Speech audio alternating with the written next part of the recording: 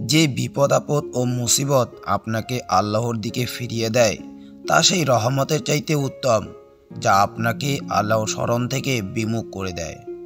সুন্দর বিদায় হলো ক্ষতি না করে বিদায় নেওয়া। সুন্দর ক্ষমা হলো বোকা না দিয়ে ক্ষমা করা। সুন্দর ধৈর্য হলো অভিযোগ না রেখে ধৈর্য ধারণ করা। যখন মানুষ পাপ কাজে এবং সীমা লঙ্ঘনে একে অপরকে সাহায্য করে, তখন তাদের সম্পর্কের পরিসমাপ্তি ঘটে, পরস্পরের প্রতি ঘৃণা বিদ্বেষ পোষণে। আপনি যদি লোকের অলক্ষ্যে ভালো কাজ করেন, আল্লাহ সুবহানাহু ওয়া তাআলা প্রকাশ্যে আপনার উপরে তার রহমত বর্ষণ করবেন। আত্মার বিরুদ্ধে জিহাদ হলো কাফির এবং মুনাফিকের বিরুদ্ধে জিহাদের ভিত্তি।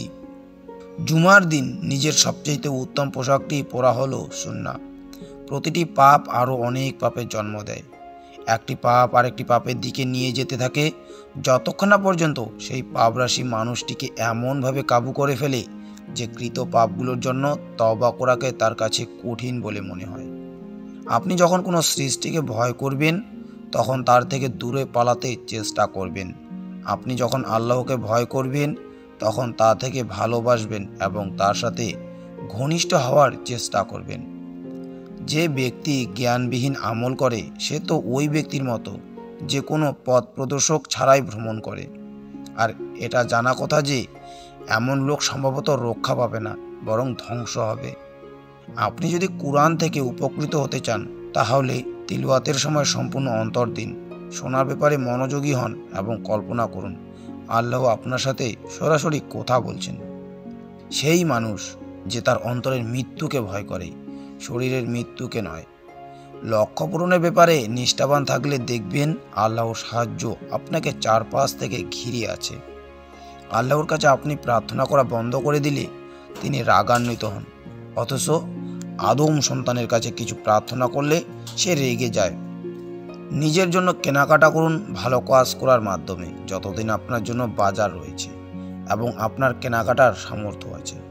সবর বা ধৈর্য তো সেটাই যখন কারো তাকদিরে যা নির্ধারিত হয়েছে তাতে অন্তর কোনো রাগ অনুভব করে না এবং মুখ সে ব্যাপারে কোনো অভিযোগ করে না। একজন পাপাচারী লোক তার পাপের জন্য অনুতপ্ত হয় না, কারণ তার অন্তর ইতিমধ্যেই মরে গেছে। বান্দা আল্লাহর সামনে দুবার হাজির হয়, প্রথমবার যখন সে সালাতে দাঁড়ায় আর দ্বিতীয়বার যখন কিয়ামতে হাসরের ময়দানে দাঁড়াবে।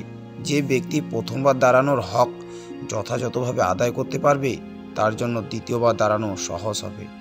আর যে ব্যক্তি প্রথমবারেরটা সহজ ভেবে পূর্ণ গুরুত্ব দিবে না, তার জন্য দ্বিতীয়বারের দাঁড়ানোটা কঠিন হবে। অন্য কোনো কিছুই একজন বান্দার অতটা বেশি প্রয়োজন নেই, যতটা বেশি প্রয়োজন সরল সঠিক পথের নির্দেশনায়।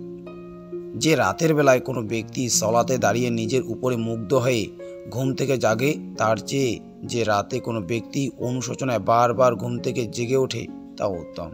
যারা আল্লাহর উপরে বিশ্বাস রাখে, তাদের জন্য কষ্টকর সকল কাজগুলোই সহজ হয়ে যায়, যখন তারা জানেন যে আল্লাহ তাদেরকে শুনছেন। যে ভালো কাজের ফলে অন্তরে অহংকার সৃষ্টি হয়, তার চাইতে যে পাপের জন্য কোনো ব্যক্তি আল্লাহর কাছে তার আত্মাকে সমর্পিত করে, সেটি আল্লাহর কাছে বেশি পছন্দের। সময় নষ্ট করা মৃত্যুর চেয়েও নিকৃষ্টতর।